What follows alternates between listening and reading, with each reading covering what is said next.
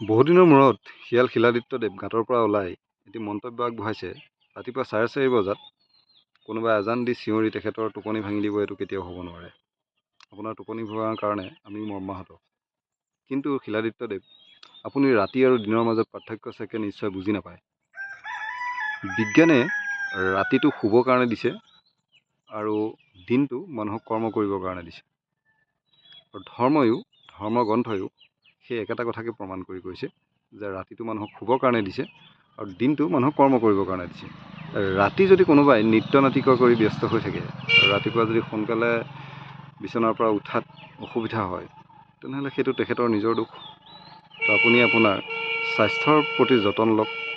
ৰাতিপুৱা সোনকালে আজান দি আপোনাৰ টোপনি ভাঙি আপোনাৰ স্বাস্থ্যৰ প্ৰতি যতন লোৱা সেইসকল ব্যক্তিক মোৰ বোধেৰে আপুনি সন্মান জনোৱা উচিত। সেইসকল ব্যক্তিক আপুনি আন্তৰিকতাৰে ধন্যবাদ জনোৱা উচিত।